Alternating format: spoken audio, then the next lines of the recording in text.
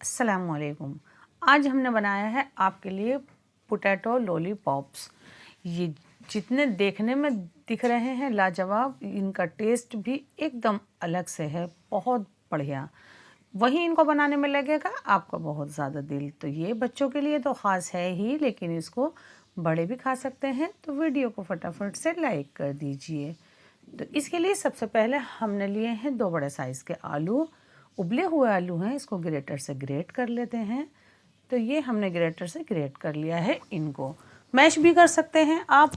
Quarter cup हमारे पास sweet corn है, ये स्टीम हुए हैं, थोड़े से पके हुए हैं। स्वीट कॉर्न को हल्का सा दरदरा सा मिक्सी में घुमाकर भी डाला जा सकता है।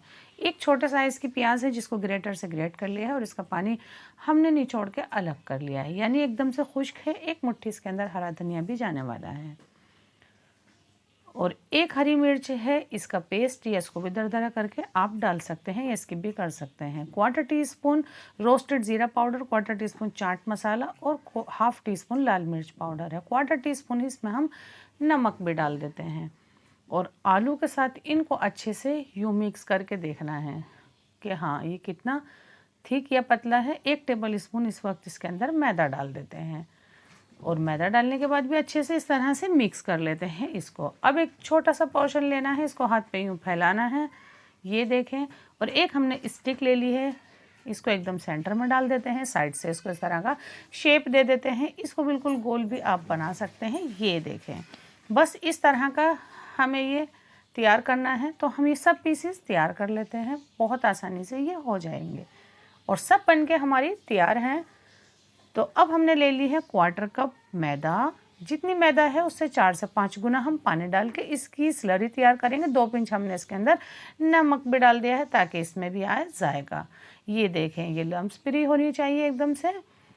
और ये हमारे पास फ्रेश ब्रेड हैं, ये देखें सॉफ्ट ही हैं। आज थोड़ा मोटे से बनाए हैं आज ये हमने, ताकि आपको दिखे ये और भी अच्छे।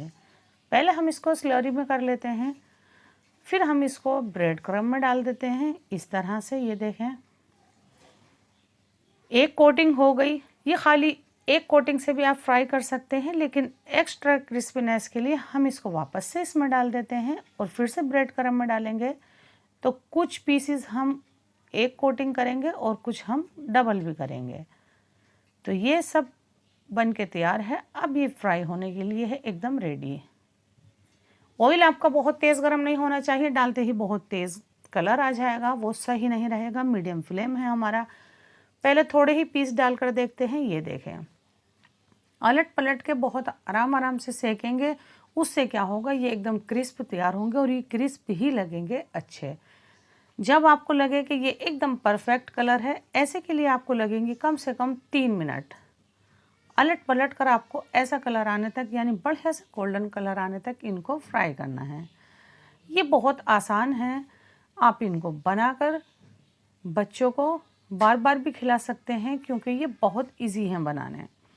तो हमने बचे पीसेस सब डाल दिए हैं और सब के ऊपर बिल्कुल ऐसा कलर आ गया है जैसा हमें चाहिए, यानी एकदम परफेक्ट क्रिस्प होके ये तैयार हैं। तो चैनल को ज़रूर से सब्सक्राइब कीजिएगा।